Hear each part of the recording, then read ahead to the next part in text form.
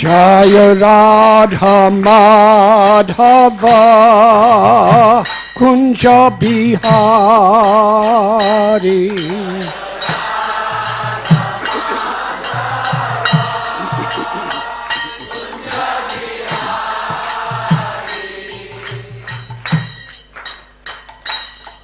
Jaya Radha Madhava Kunja Bihari.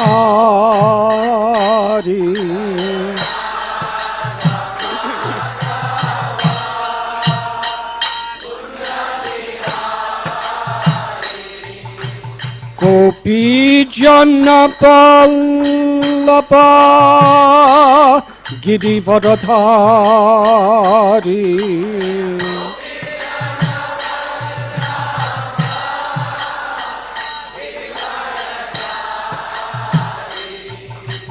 Gopi Jana Pallava Girivardhari.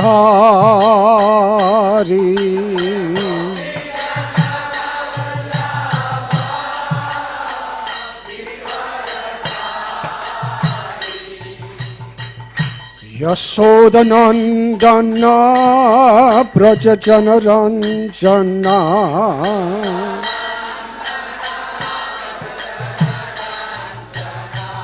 Yasoda Nandana Braja Jana Ranjana.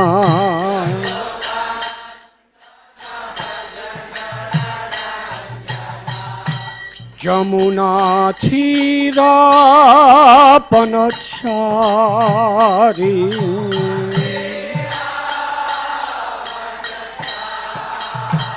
Jamuna Thira Panachari.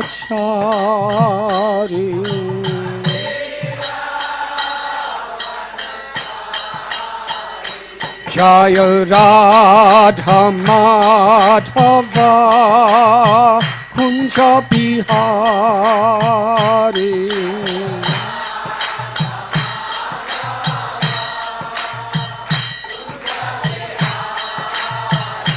Jaya Radha Madhava Kunja Bihari.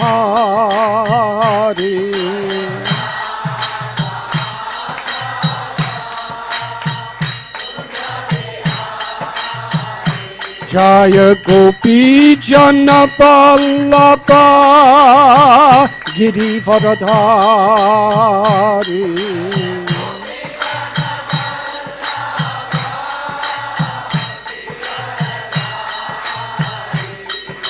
Gopi Jana Pallava Girivardhari.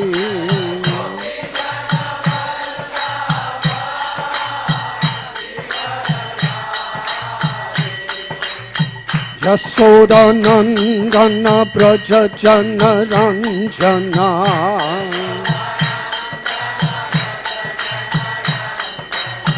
Yasoda Nandana Braja Jana Ranjana.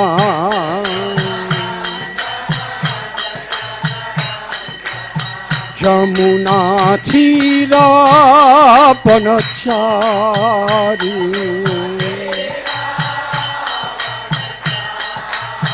Jamuna Thira Panachari.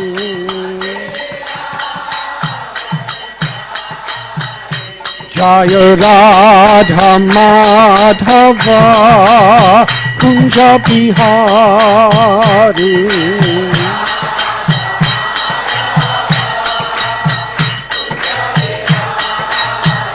Jaya Radha Madhava Kunja Bihari.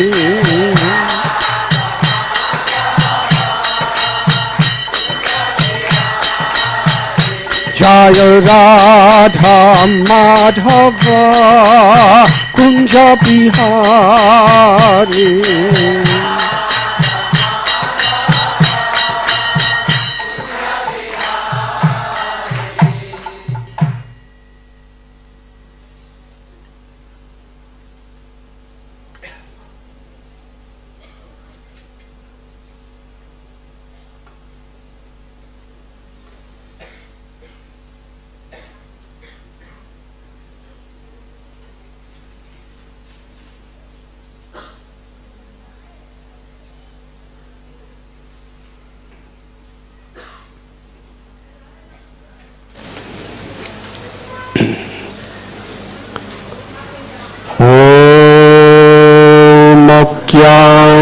ज्ञानाञ्जनशलाकया ज्ञानाञ्जनाशलाकया चक्षुरुन्मीलितं येन तस्मै श्रीगुरवे नमः।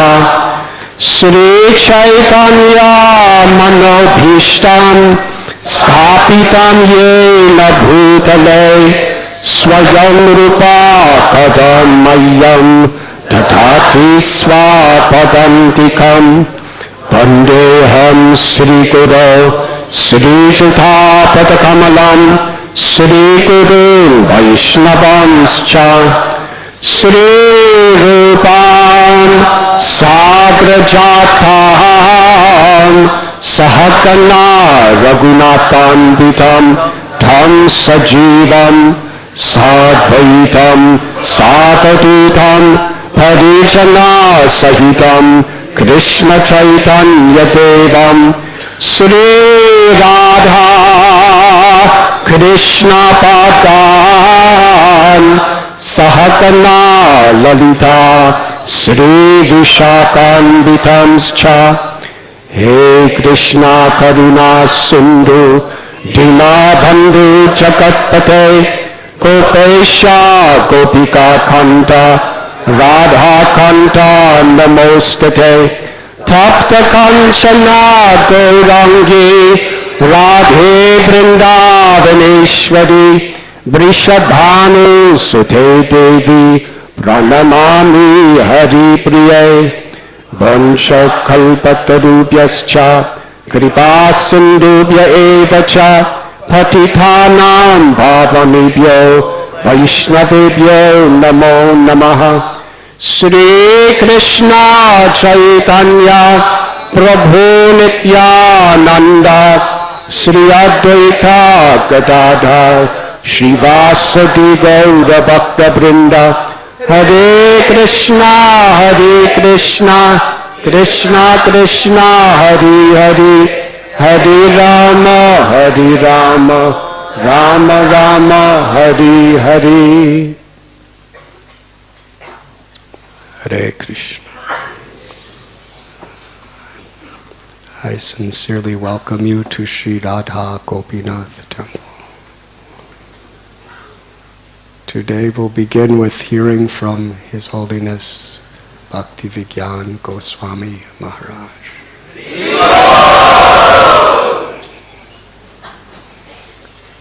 Maharaj is the devotee who has taken the most serious responsibility as a leader of the largest geographical country on the planet, Russia.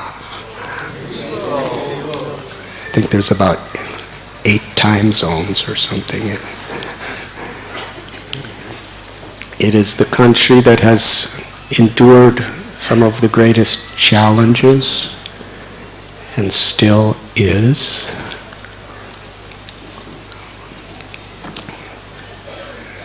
Bhaktivigyan Goswami Maharaj had a PhD in science, I believe the University of Moscow, and he started taking interest in the science of bhakti. This was in the days of communism. The KGB considered the Krishna consciousness movement a great threat that could destabilize the foundation of their atheistic idealism. When they had spies everywhere. When they heard that this young man at the time, was taking interest, they decided with all their powers they had to dissuade him.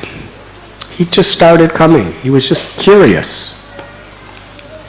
They took him into the KGB headquarters, and for a full day they interrogated him. They bombarded him with misinformation and all sorts of reasons why this is a dangerous cult and you should stay away from it.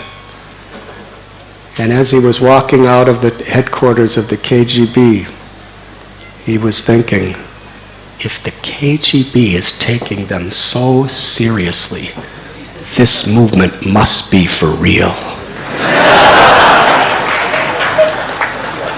And it was then and there that he dedicated himself.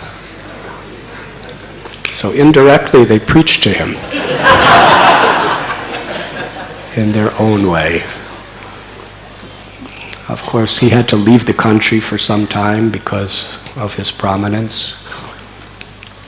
And after communism went to another place, he gradually became more and more a leader. And they're about to build a beautiful temple with Krishna's grace. Srila Prabhupada went to Moscow, I think it was 1971. He was just there for a few days. He was under strict surveillance. He was only allowed to give some classes at a university. But during that time he met one young man, just a teenage boy, and for several days he secretly gave him the teachings of Bhagavad Gita. And from that boy, bhakti became an underground movement that was spreading to thousands and thousands of people. One Bhagavad Gita, Shyam Sundar Prabhu somehow or other accidentally brought in, because it was illegal. And that one Bhagavad Gita, hundreds of people were hand copying it and reading it and passing it from person to person to person. That's how much they treasured it.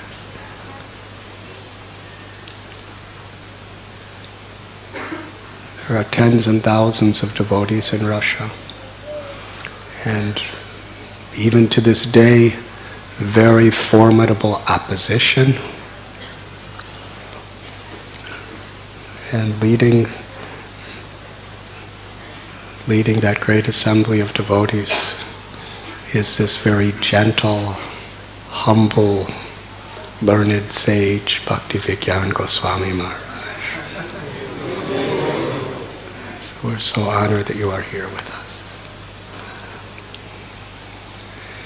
Let us welcome him to Radha Gopinath Temple.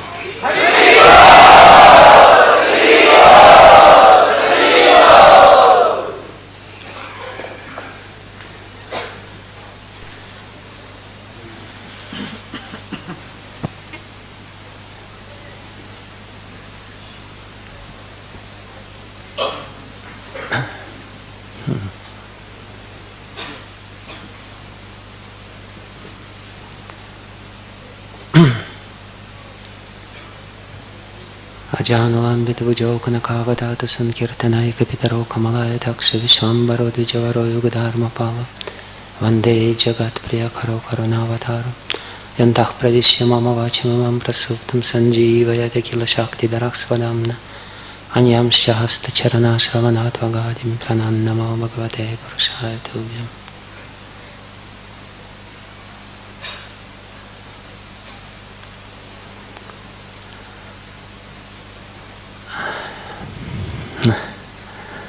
I'm deeply humbled to speak in front of all of you.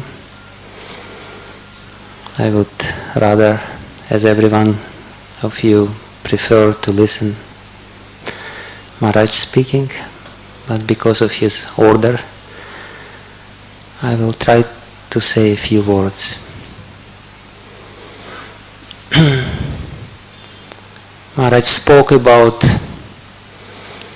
the beginning of preaching in Russia, and he made a little, not mistake, but not everything which he said was exactly correct, because he said that Prabhupada was allowed to speak in the universities.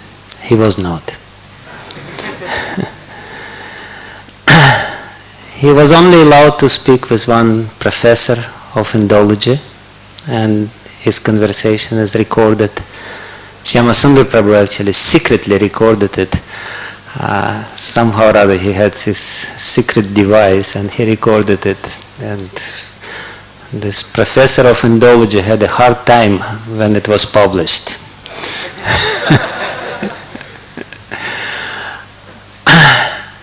And that was the only occasion when he was really able to speak about the philosophy. But as Maharaj said, he also spoke with a person who later became his initiated disciple,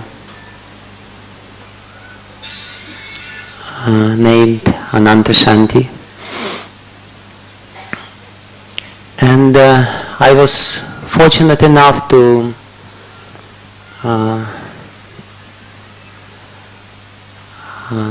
somehow or other encounter with Krishna consciousness in those days when only a few devotees were around. And it was very exotic, very strange.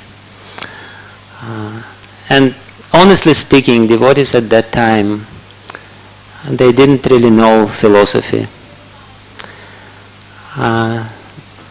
But somehow or other, Prabhupada, through this one man, could instill such deep and profound faith in their hearts, that this faith coming from Prabhupada was working like a virus.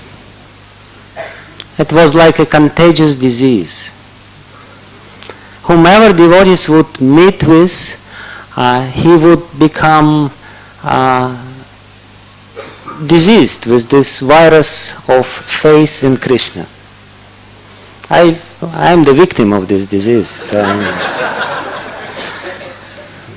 still quite feverish. So it's amazing how it worked, but that's the potency of Srila Prabhupada. Actually, this Russian page of the development of Krishna consciousness movement is one of the most glorious proofs of the tremendous potency which was invested in Srila Prabhupada by Krishna himself. Devotees would believe in Krishna, or people would believe in Krishna knowing nothing about Krishna. Didn't even know who he was. You know, I was just told, just chant this Hare Krishna mantra, and I started chanting, not knowing who is Krishna, who is Rama, and who is Hare. So,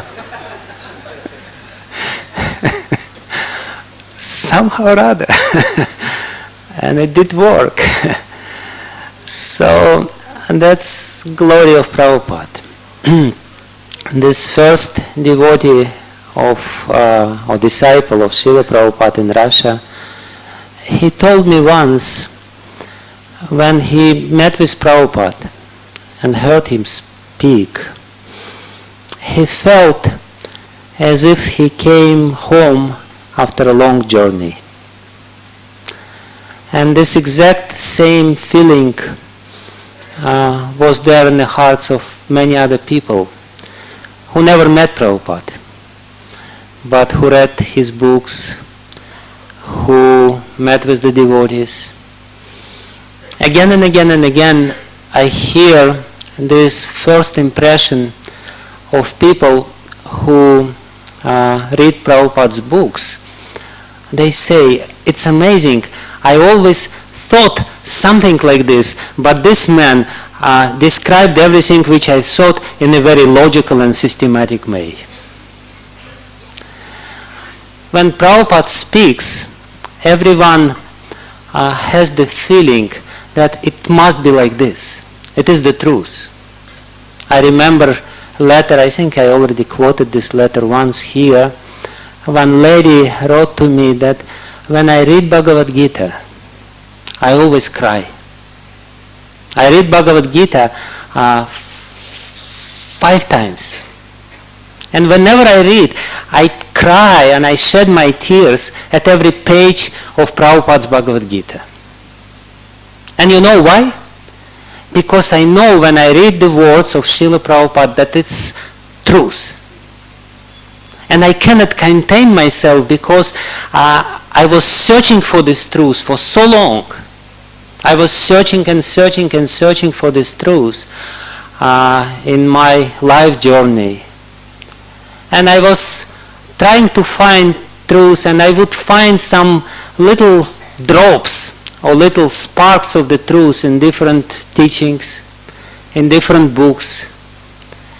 But when I finally found Prabhupada's books, I found truth in its most complete and perfect form. Whatever I have seen in some other books, little bit here, little bit there, I saw it all in this one book. And therefore when I read it, I cry. I cannot contain myself. When I read this letter, I thought, she's very advanced. I don't cry when I read Bhagavad Gita. But this is the feeling, or this is the potency of Srila Prabhupada's words. When he speaks with such a conviction and with such an understanding, deep, profound understanding of the truth, that people, whoever reads this, they immediately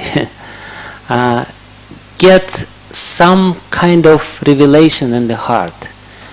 This is the truth itself which is speaking with me, or speaking through him. This is called parampara. When you perfectly repeat the message which you deeply realized by your spiritual practice. When you heard something from your spiritual master and then practice it in your life, day in and day out, again and again. And by this practice you realize this truth, then you're capable of speaking in such a way that whoever listens to you feels that this is truth, this must be it. And this is how the spiritual master plants the bija, bhakti lata bija, the seed of bhakti, the seed of plant of bhakti in the hearts of people. This seed of bhakti is nothing but faith.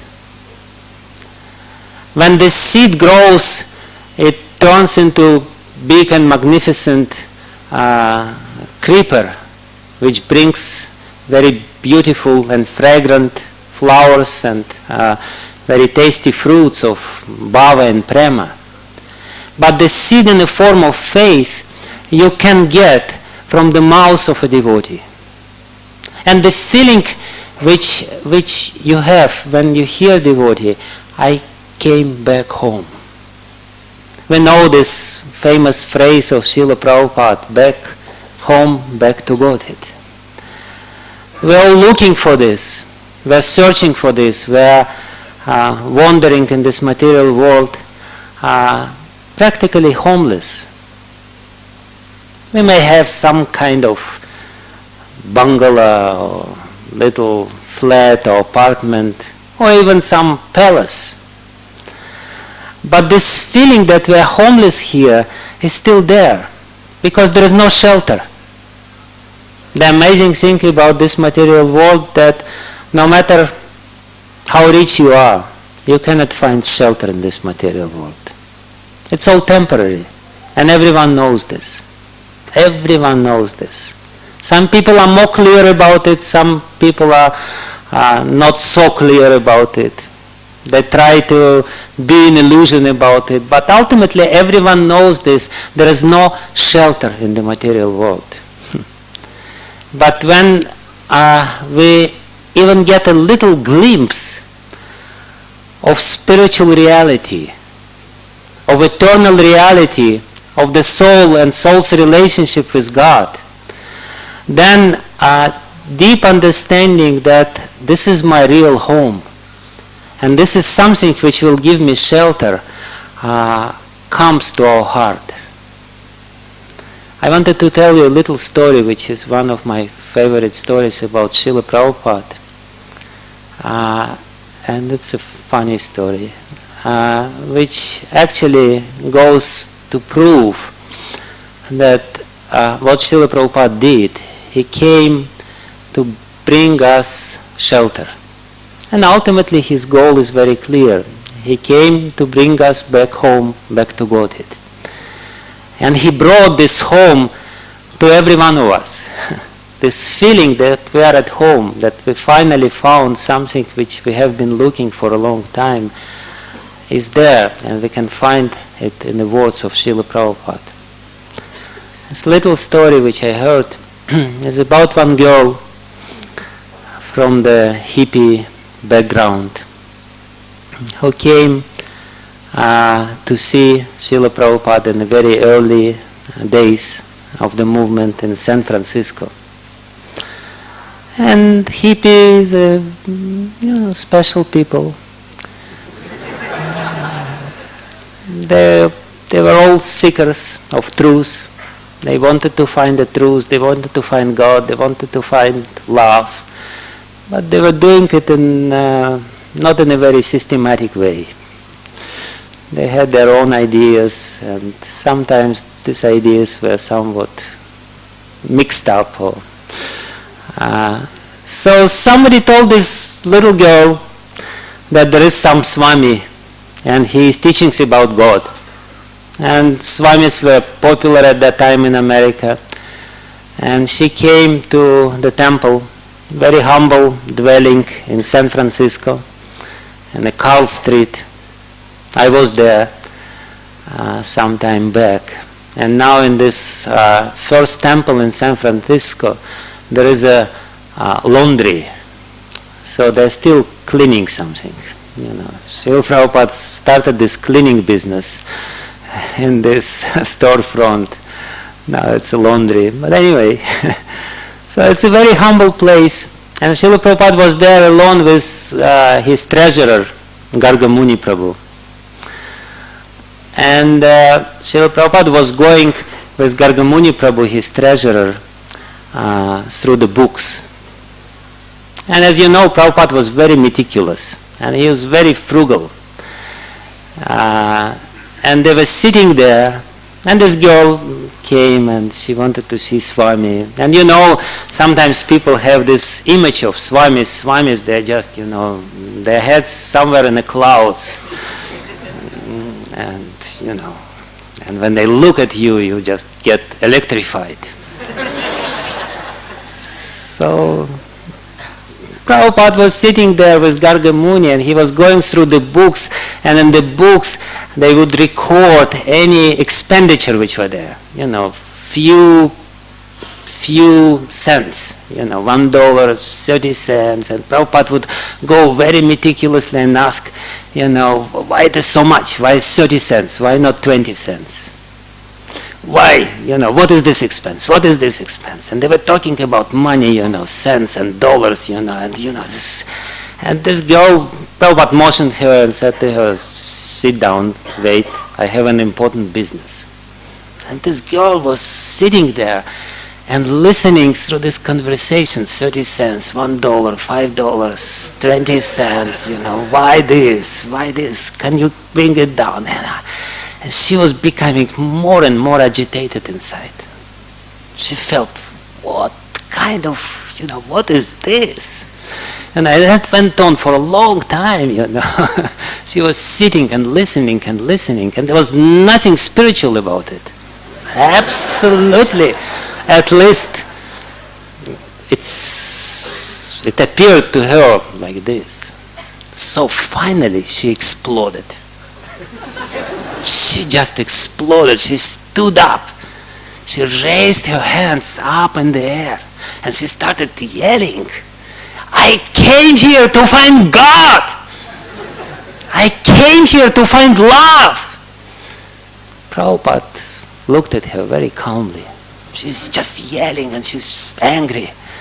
Prabhupada looked at her and said, sit down, you came to the right place.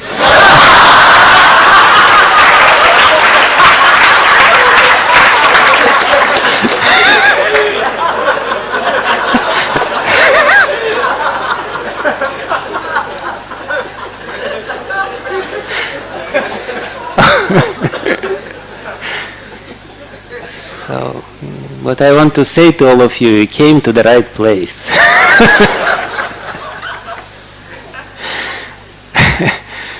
We all came here because we were looking for something.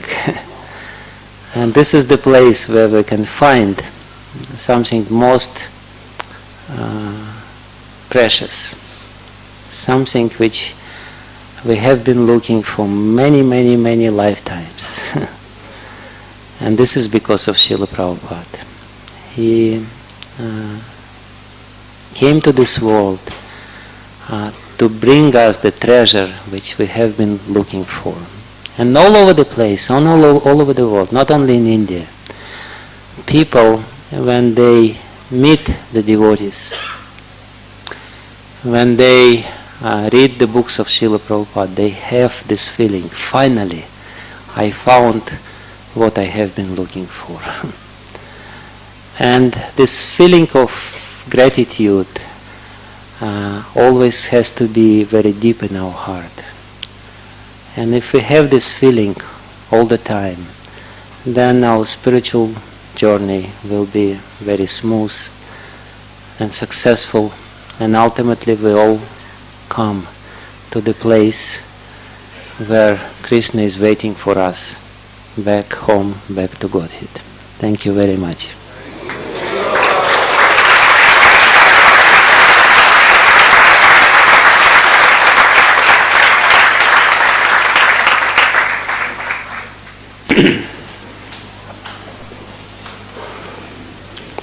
Thank you, Maharaj.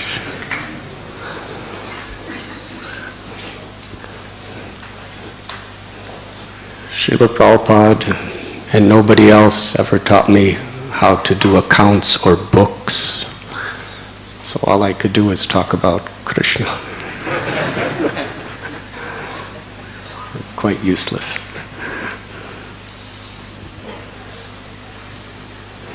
This willingness to extend oneself for the spiritual welfare of others is the very essence of the greatest need within human society.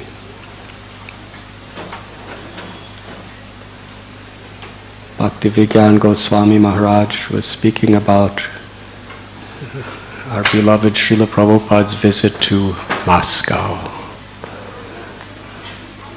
in 1971. He somehow or other went behind the Iron Curtain. About a 73-year-old Swami from Vrindavan, because he wanted to somehow or other share this message. He planted a tiny, almost invisible seed in the soil of this former Soviet Union. And that little seed has grown into a tree with the fruits of literally tens and tens and thousands of people who have found the joys of bhakti. And is still growing.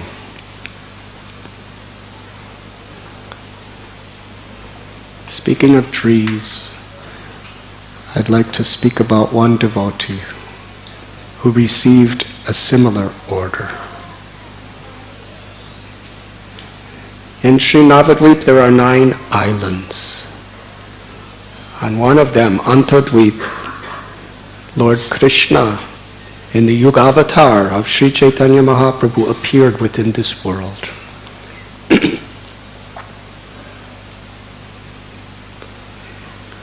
Bhaktivinoda Thakur explains that although Lord Chaitanya Mahaprabhu, through his devotees, taught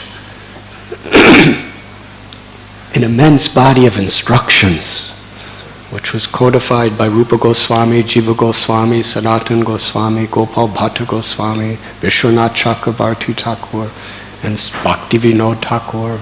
Thousands and thousands of books on this teachings of Lord Chaitanya. What Bhaktivinoda explains the essence was how we can purify our hearts and awaken ecstatic love for God simply by sincerely chanting the holy name.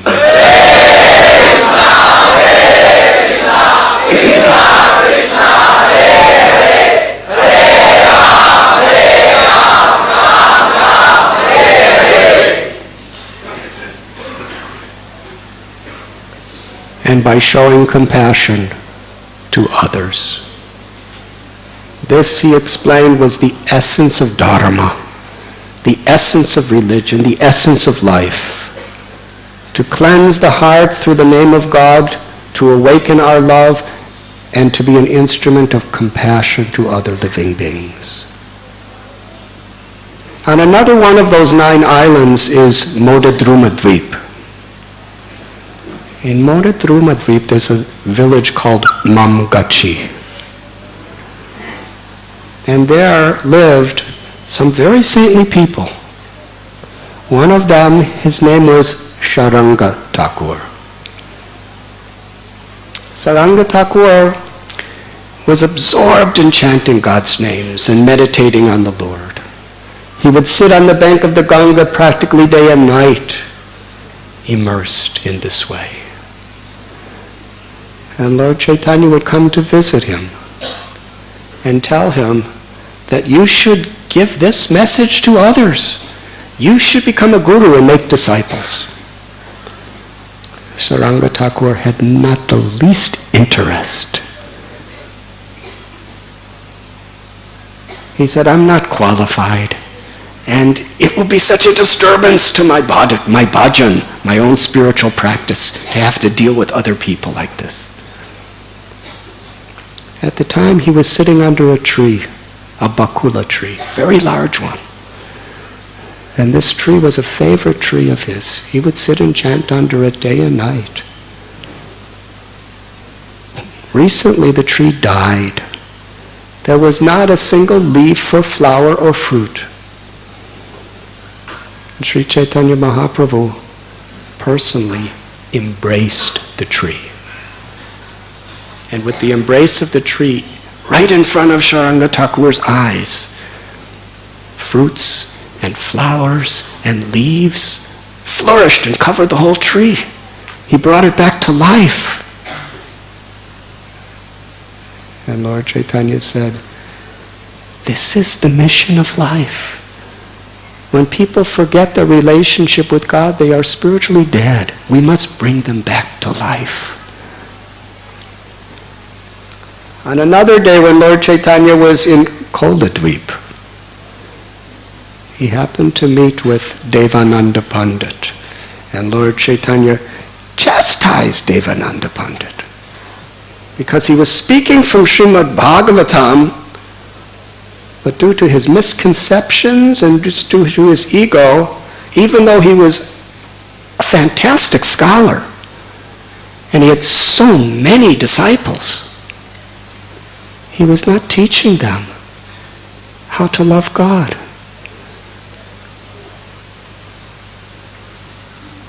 After chastising Devananda Pandit, Lord Chaitanya again turned to Saranga Thakur and said, you should be an instrument of my grace. Make disciples. This was becoming too much.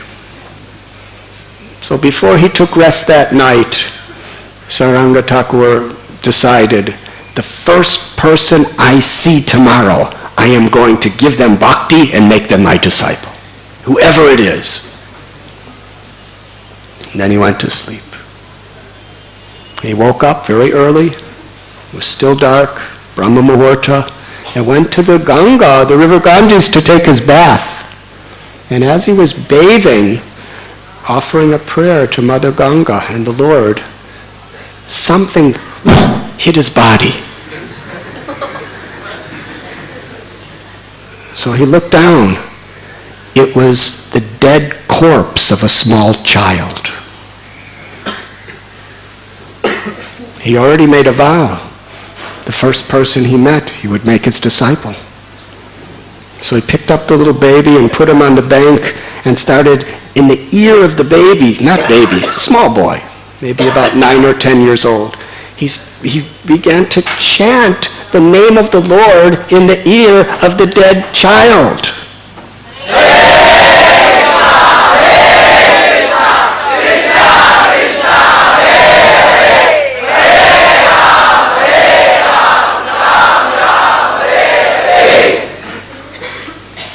If you want to wake up a dead child, you have to chant much louder than that.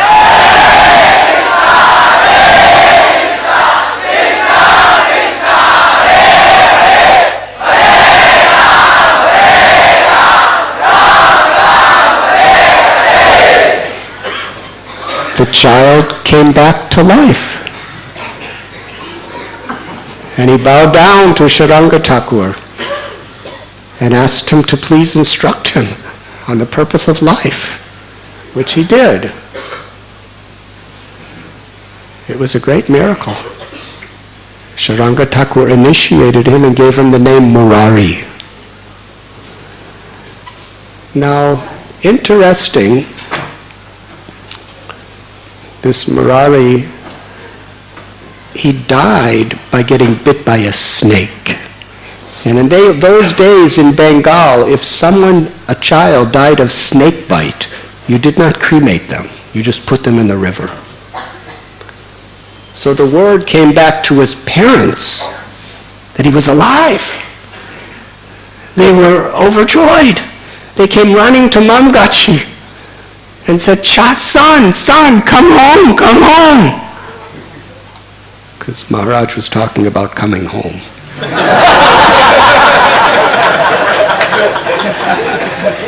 My boy, come home. The mother, the father, they were so happy. He's alive, he's alive. And Murari said, I'm home. I'm with my Gurudev. He said, the body that you gave me died. That's finished. Now this body belongs to him. He is my mother. He is my father. He has given me life. And Murari, hundreds and hundreds of people, their lives were transformed by his compassion. As was being said, from a spiritual perspective, without love of Krishna, love of God, we are like spiritually dead people. The Srimad Bhagavatam explains, without awareness of the eternal life of the soul, this life is like a dead corpse flapping for a few minutes only. Real life, its origin is the Atma, the soul. And the purpose of the Atma's soul is love and compassion. When you water the root of the tree, automatically it extends to every leaf, branch, twig, every part of the tree.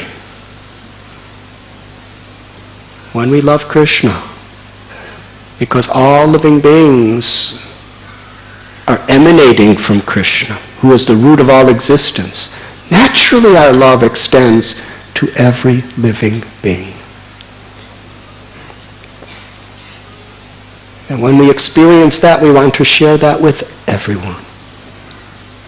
Not in a hateful, sectarian way, but out of compassion, out of love. There in Mamgachi was a Murari Chaitanya. He had such compassion. He would sometimes meditate on Krishna underwater. And at other times, he would see a tiger. Not a regular tiger, Bengali tiger. And he was so playful and so fearless. And there were so many eyewitnesses who spoke about it and wrote about it. He would jump on the back of the tiger The tiger, and it's like an ego thing for a tiger. Who dares to jump on my back?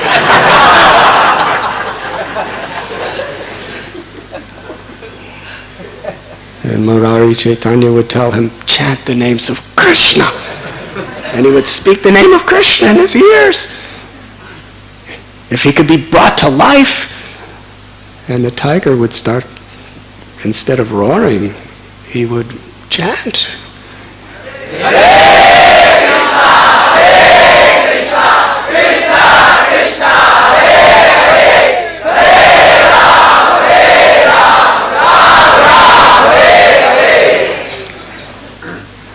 Actually, he did roar, but he roared Krishna's names. And the next door neighbor of Sharanga Thakur was Vasudev Dutt. Wouldn't you like to live in that neighborhood? Vasudev Dutt from Chittagong in Bangladesh settled in Mamgachi.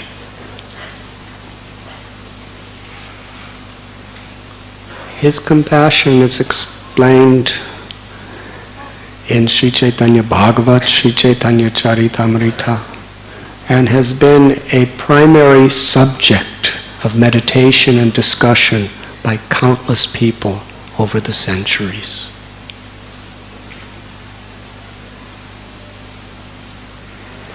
He would visit Jagannath Puri every year to meet Lord Chaitanya.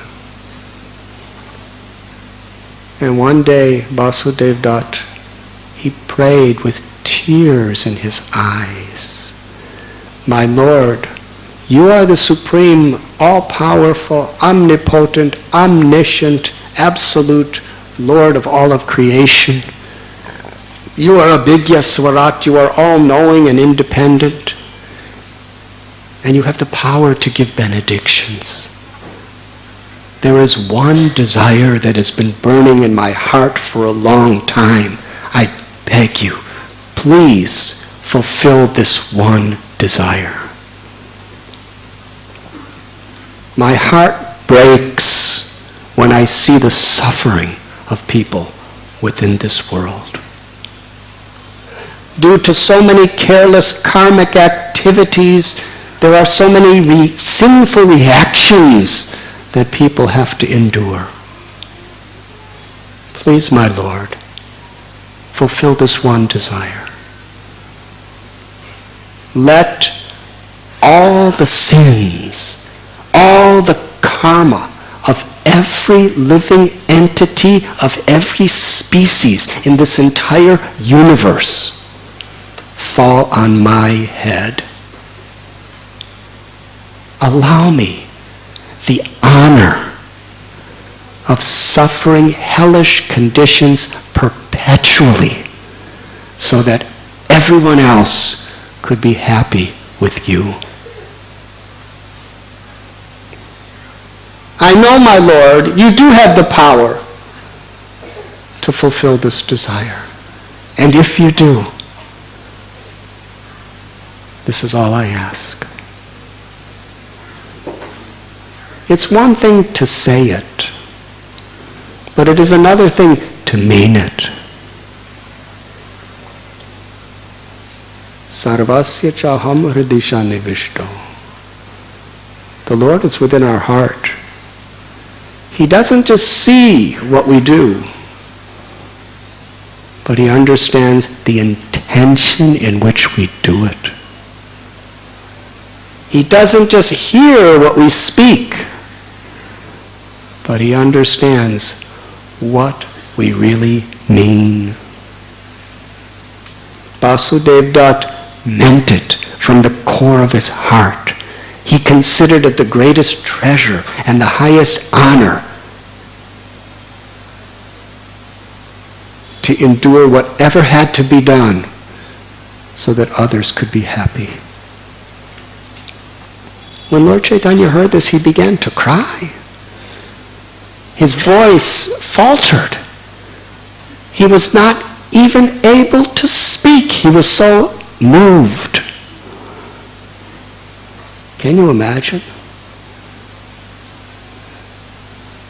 The Lord of the universe, to affect him so much that he can't speak, that he's beside himself, so emotional. And when he did say, the Lord said, "This is not surprising that you are speaking like this, because you are Prahlad." That great personality of the Srimad Bhagavatam. He had captured that spirit of compassion. And the Lord granted his wish.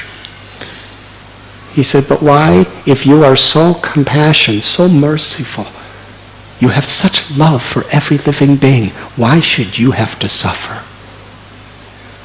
I will give them all liberation simply on the basis of your desire."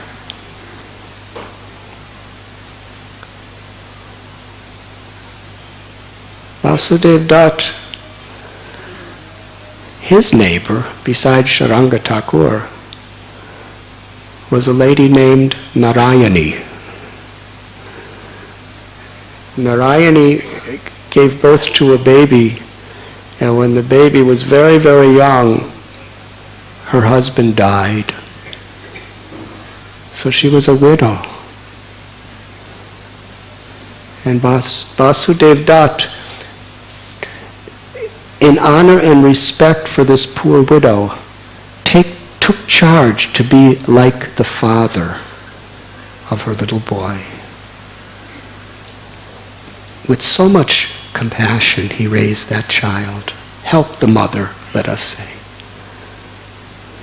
and taught the child everything within his heart.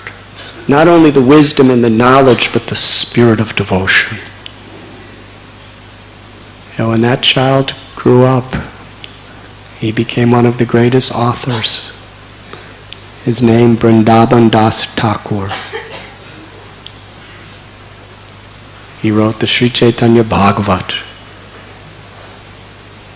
And even the greatest self-realized acharyas have said that his work is no less of accomplishment than Vedavyas himself, the compiler of all Vedas.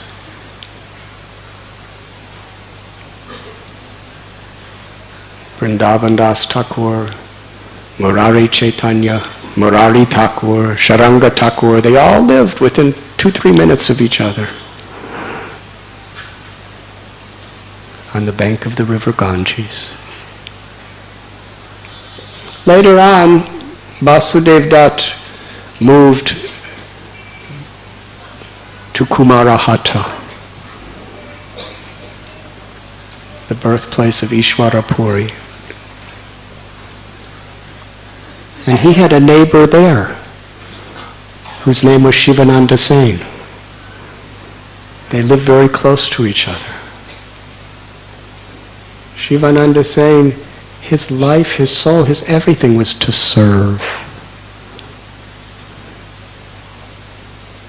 Vaishnav Seva. And Vaishnav Seva, if you're actually serving devotees sincerely, that Vaishnav Seva extends to all living beings without discrimination. And that was shown in a beautiful story. Every year, 300 to 500 devotees would go from Navadvip area to Puri to meet Lord Chaitanya. It takes a couple weeks to walk. This is 500 years ago. There were no planes or trains or buses. If you wanted to go somewhere, you walked.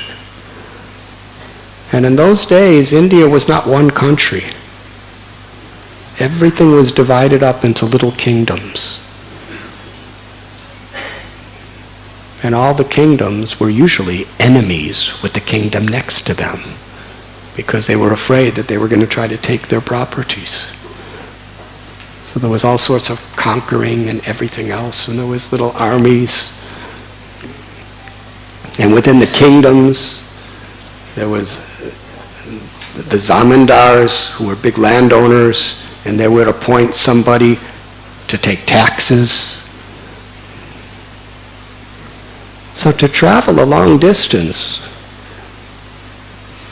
every day or so, you'd be coming to another customs stop where you'd have to pay taxes to get into the next district.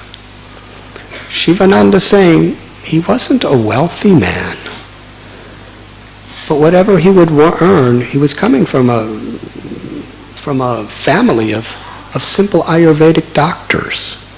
And usually Ayurvedic doctors didn't even charge for their services.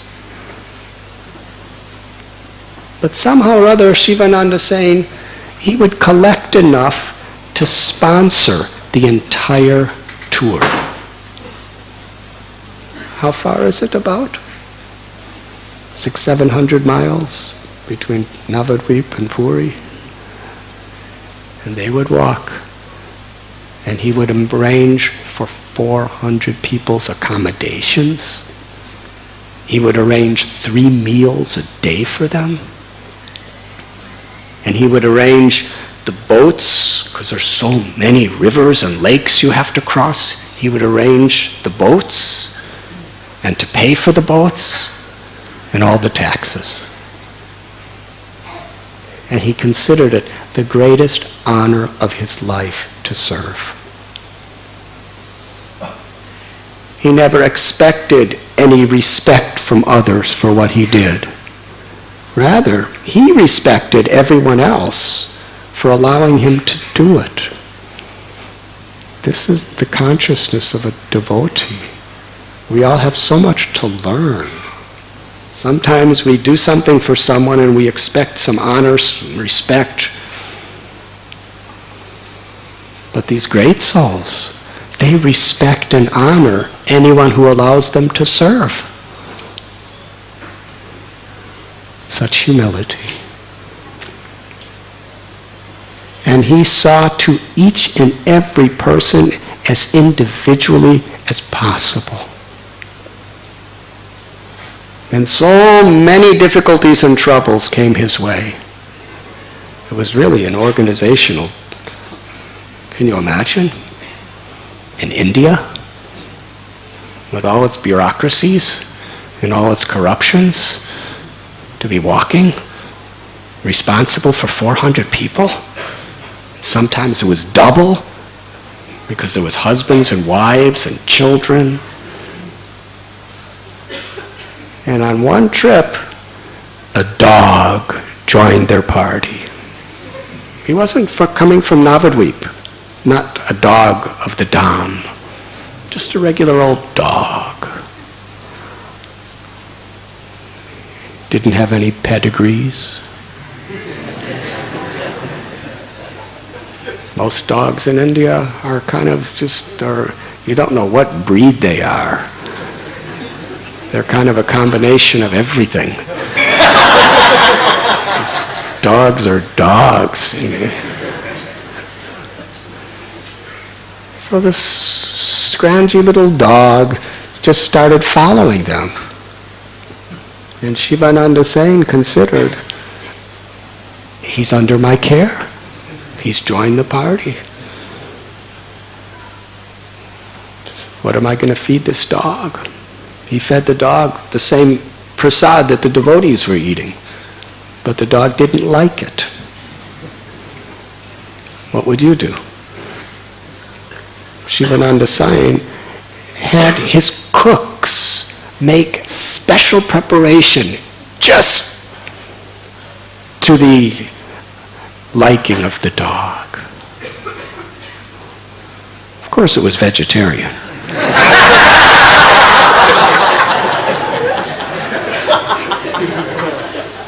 But dogs, really, if you give them the right prasad, they'll all become vegetarian. I have seen.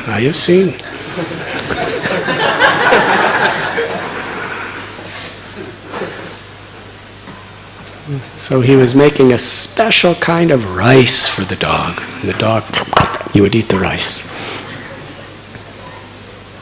And one day, when he had all these 400 or 500 devotees,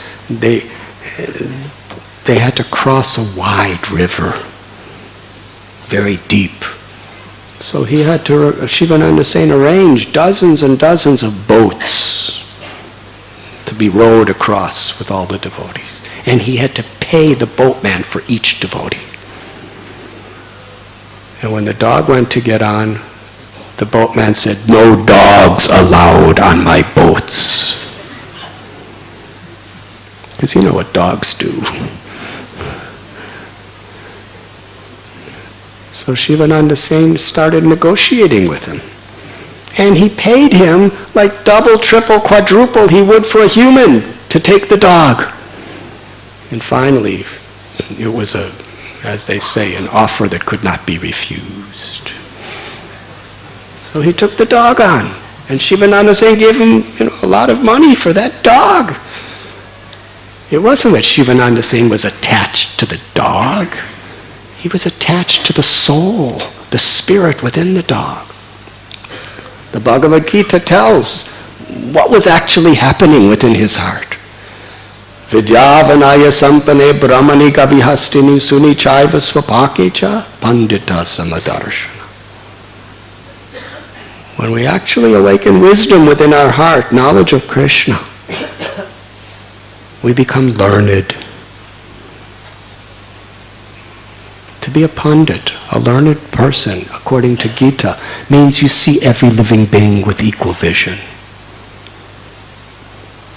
You don't just see the shape of the body and the color of the skin or the temperament of the ego. You see the Atma. You see this living force, part of Krishna within everyone. Aham bija pratapita. Krishna says, every living being I am the mother and father for. They are in me and mine. So Shivananda is saying, whoever it was, he was seeing a beloved child of Krishna. And in this way, he brought the dog across the river. One day Shivananda Singh was being harassed by a very greedy tax collector who wanted to try to extract as much as possible. Shivananda Singh didn't want anybody else to be inconvenienced. He told the collector, I'm the one with the money. Let them all pass. Let them carry on undisturbed, and I'll deal with you. So everyone went forward. And it took a long time. And finally, he negotiated, because he didn't have a lot of money either. And when he finally came back, everyone had just taken prasad. And he didn't see the dog. He said, where is the dog? Doesn't have a name for the dog in the book either. Where is the dog? He said, I don't know. Nobody knew. So he asked the cook, did you make the special rice for him? And the cook said, I forgot. Shivananda saying, you forgot to make the special rice for the dog, therefore the dog's out looking for food somewhere, we have to find him. Shivananda saying, with his top assistants, spent a major portion of the day searching for that dog. This is really devotee care.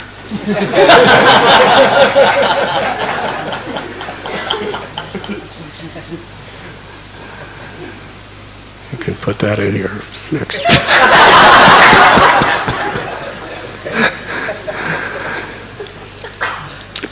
They couldn't find him. So he felt that he had failed to serve one of Krishna's children. And eventually, days later, they came to Puri. And there, Lord Chaitanya greeted all the devotees and gave them accommodations and gave them prasad and chanted and danced with them. And the next morning, Shivananda Singh came alone to see Lord Chaitanya. And Lord Chaitanya was sitting in his courtyard near the Gambhira. And there was only one person with the Lord. The dog. How did he get there? When Shivananda Sain saw the dog, Shivananda Sain, he's a Mahatma. Great soul, he's a Mahant. Shivananda Sain is a Paramhamsa, highest liberated person. With all humility, he bowed his head to the lotus-like paws of the dog.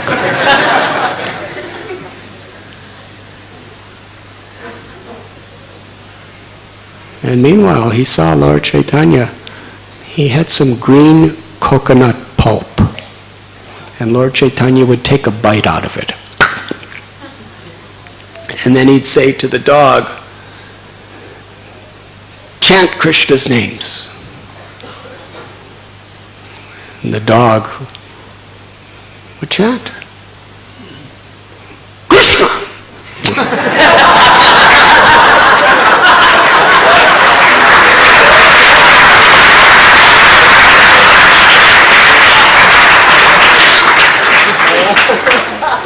Just see my condition. Nobody claps for my philosophy.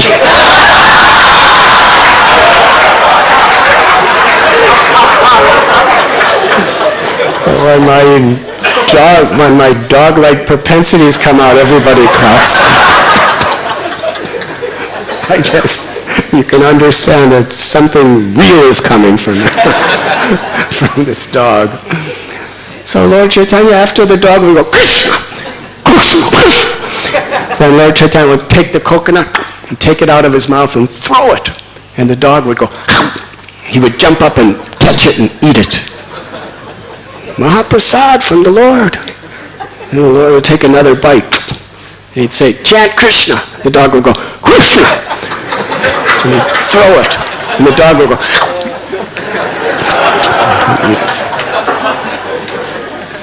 Shivananda Sain was thinking, just see how the Lord is giving so much compassion. Out of all the billions and billions of living beings, entities in this world, he's all alone with this dog. The next day, no one saw the dog. The reason? Lord Chaitanya sent the soul of that dog to Vaikuntha, to the spiritual world, to be his eternal, intimate, loving associate, the perfection of liberation. Why did the dog get that mercy? For one reason only. Because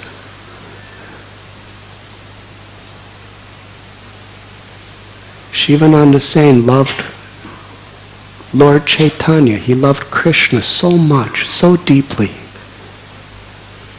And because he showed favor, he showed compassion to this dog, the Lord himself felt, in honor of Shivananda Sain's love for me, I must deliver whoever he loves, even if he's a dog.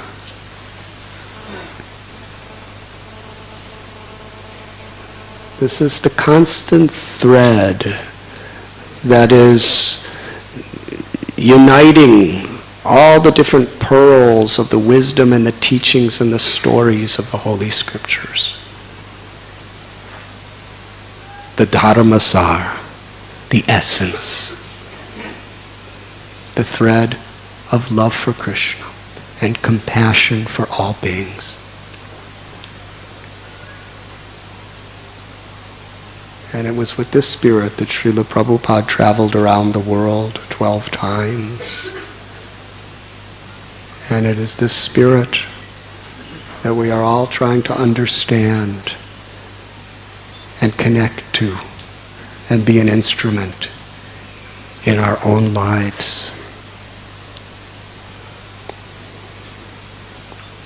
Lord Chaitanya prayed, Nitya Siddha Krishna Prema Sajja Kabunoi Saravanadi Sudijiti Kodiyayudoi. That this love for Krishna, this compassion for all beings is within the heart of everyone. It simply has to be awakened. Jeev jago, Goda Chandra bole, Kota nidra jayo maya pisachira kole. This was the message of Lord Chaitanya. Wake up, sleeping souls. Whether you're a man or a woman from the east or the west, whether a human or a dog, wake up and taste the sweetness of your own nature. Prema Bhakti. Mukunda Madhava Hari. And he taught the simple way in this age of Kali, which is a time of quarrel and hypocrisy. The simple way, the highest benediction of this Kali Yuga, is that any of us could awaken that love through the chanting of the Lord's holy name.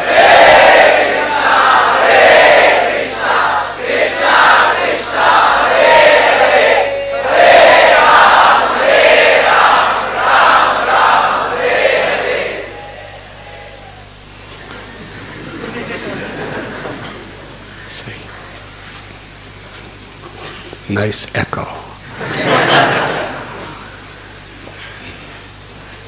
And the Lord taught us the simple formula by which this awakening of love of God is activated when we chant the names of the Lord. Trinadapi sunichena taror ibasihishnuna. Taror api ishishnuna. Amanina maninaina kirtaniya satahari. To feel oneself more humble than a blade of grass, more tolerant, more forgiving than a tree. To find joy in offering respect to others by not demanding respect for oneself. If we can simply live by these principles, Krishna manifests himself fully in his names and attracts our hearts forever. This is a foundational quality of a real Vaishnava. Never to demand respect, never to expect respect, but to command respect. By our compassion, by our love, by our concern, by our morality, by our qualities, we attract the love and respect of others.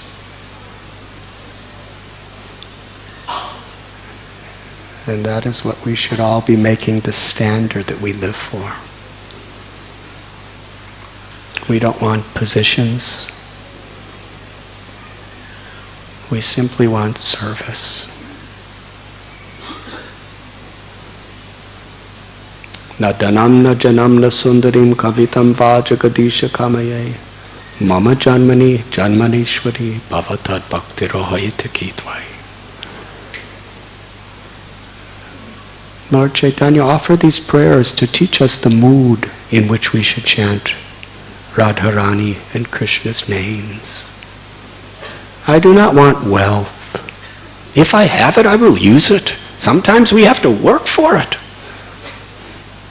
In that regard, please remind me if I forget about describing this verse, but I'd like to say something else about Vasudev Dutt and Shivananda Sen. They were neighbors in Kumarahata. Lord Chaitanya, when he went to Kumarahata and he met with Vasudev Dutt and Shivananda Sen at the house of Srivas Thakur, Lord Chaitanya gave a very, very unusual instruction to Shivananda Sen. He said, Vasudev Dutt, he's so compassionate. Whatever he gets, as soon as he gets it, he gives it away to people who are in need of it. But the problem is he has a wife and he has children, he has family. He has to maintain his family. How is he going to maintain his family? How is he going to maintain himself if he keeps giving everything away? So Shivananda is saying, you should become the accountant. keep the books, and manage the money, the finances for Vasudev Dutt. Could you imagine such a compassionate person? The Lord had to intervene in his life to moderate his compassion. Nobody else could have done it. It's not that he was making him less compassionate, but he was giving him some practical guidelines to be compassionate. So from that day on, Shivananda Sain was taking charge of the finances for Vasudev Dutt. But then after saying that, Lord Chaitanya said that I am simply Vasudev Dutt's man. I am his property. He has purchased me. I belong to Vasudev Dutt. And anywhere, to anyone, if he wants me to give me away or sell me, I am sold. Whoever Vasudev Dutt desires to give me to, I am that person's.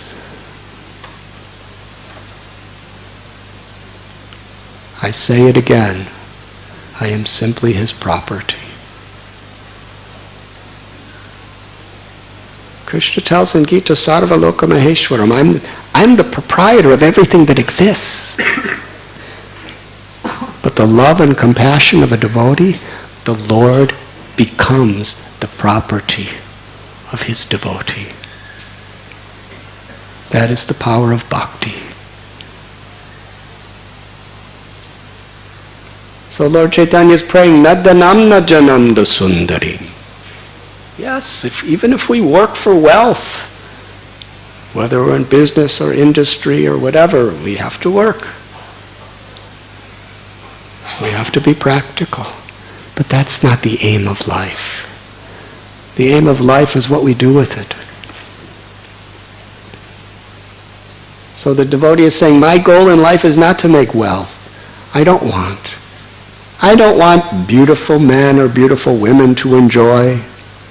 I do not want fame. I do not want scholarship. I do not want even liberation from suffering. What is the greatest, most valuable treasure in all creation? That's what I want. To serve you, my Lord, unconditionally, wherever, whenever, wherever you may want me. Narayana parasarve nakutashtina vidyate swaraka pavaraka narakeshu apitulyarta darshana. A few days ago was Shivaratri. This verse from the Srimad Bhagavat was spoken by Shankar, Lord Shiva. He was remarking in ecstatic enthusiasm, just see the qualities of Chitraketu Maharaj. This is the quality of a great devotee of Lord Narayan. Whether the devotee is in heaven or hell makes no difference. Whether he's liberated or unliberated. He's happy, grateful, supremely honored, simply with the opportunity to serve without ego, with love. This is why we come to this temple. This is the essential reason why we take the human form of life, to acquire that treasure. Prema Dana, the treasure of spiritual love.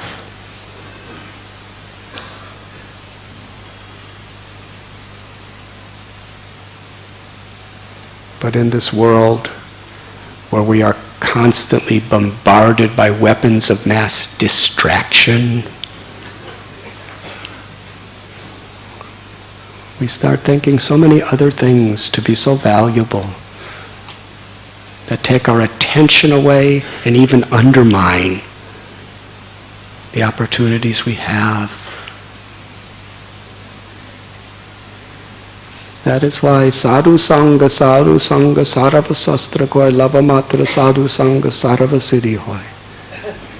Association with saintly persons is so important. It helps us to focus on what really is meaningful, what really is valuable, what really our purpose of life is.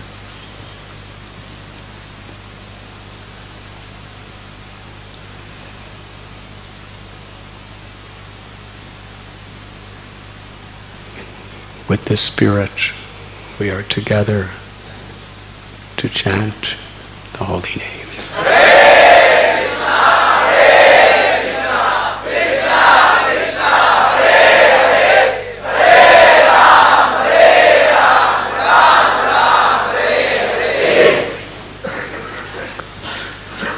Thank you very much. Srila Prabhupada ki jai. See, you clap when I bark, but not when I speak.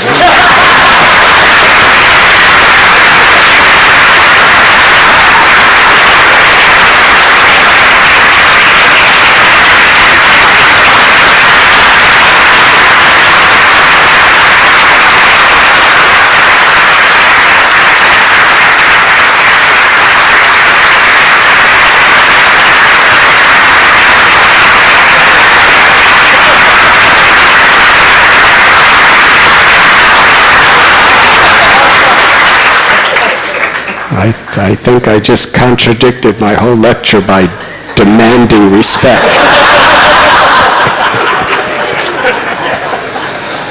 Let us all celebrate by dancing to the holy name of Krishna.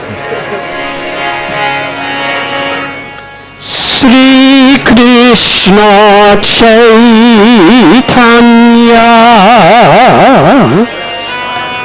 Prabhu Nityananda Sri Advaita Gadadhar Sri Vasadi Gaur Bhakta Vrinda.